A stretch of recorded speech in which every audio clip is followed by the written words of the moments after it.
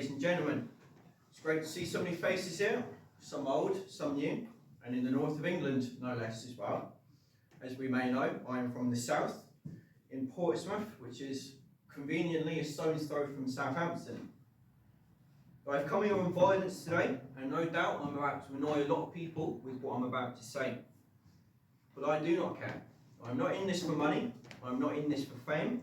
I do not care if I'm liked, nor do I care if I'm disliked.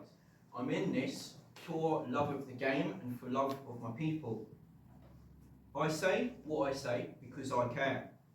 I say what I say because I know what every single member of our race is capable of. So do not be offended with what I'm about to say, nor upset.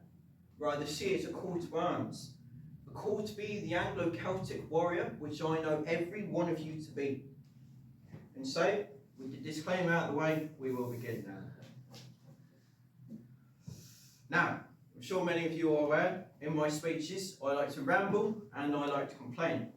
And so, keeping with tradition, today I will continue to do so.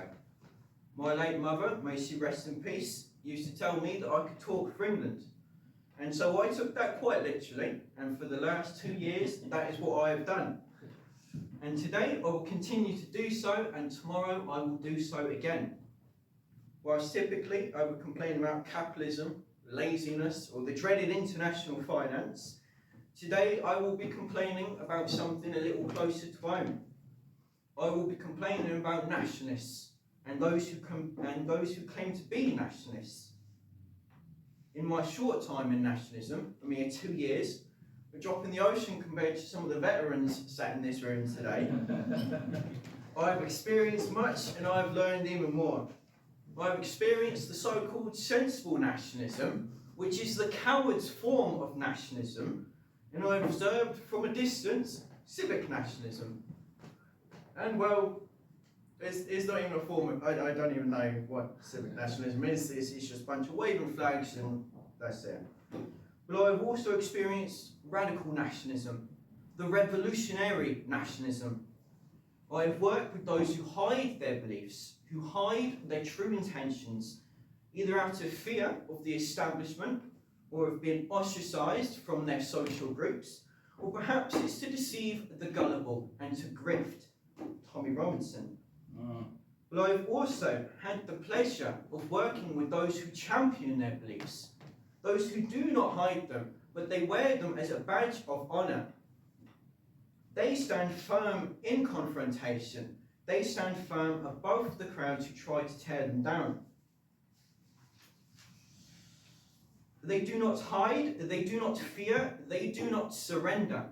They are prepared to die on the hill that they themselves have created. These are the very finest specimens of our race. They are prepared to sacrifice. They thrive in the national struggle. They do not give a solitary damn about optics. These men and women, driven by sheer will, sheer determination, they don't care about optics.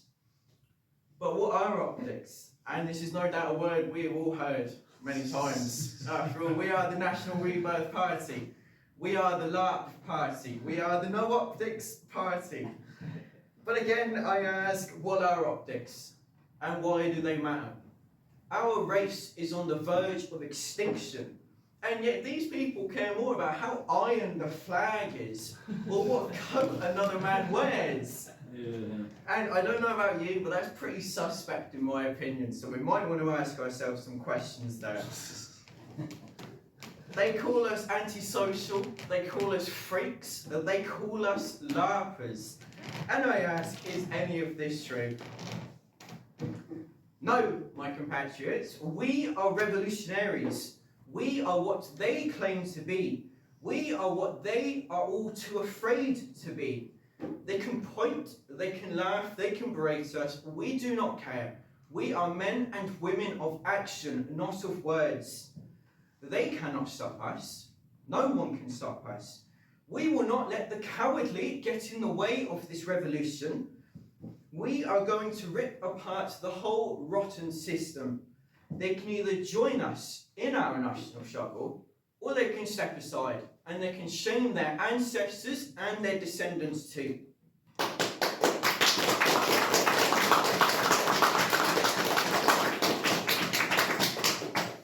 At current, so they claim that they are the radicals, whilst expressing no radical beliefs.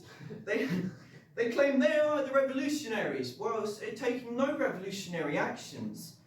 They claim that they will make Adolf Hitler look like a moderate, when in reality they make Theresa May look like Benito Mussolini. It is they who are the larpers. It is they who play dress up. They laugh around falsely claiming to be radicals, and let me tell all of you now, they could not be any less radical if they tried. They will boldly tell you, oh, well guys, it's a stepping stone. But I ask you in turn, a stepping stone to where? Because it's not to victory, it's a stepping stone off a damn cliff is what it is. They will tell you how we don't have much time left. Oh, it's now or it's never. And they are correct. We don't have much time left. Time is of the essence. But if they truly believed that we did not have much time left, if they truly believed our race was on the verge of ethnic extinction, they would act like it. They would join the solution to all of the problems, not a simple stepping stone. Radical times demand radical solutions, and radical solutions must be provided and implemented by the most radical of men. The time for moderation has passed. The time for conservatism has passed. The time for sensible nationalism has well and truly passed.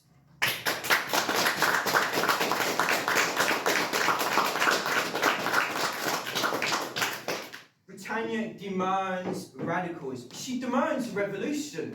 So to hell with restoring the system, to hell with reforming the system. We have to destroy it before we rebirth it.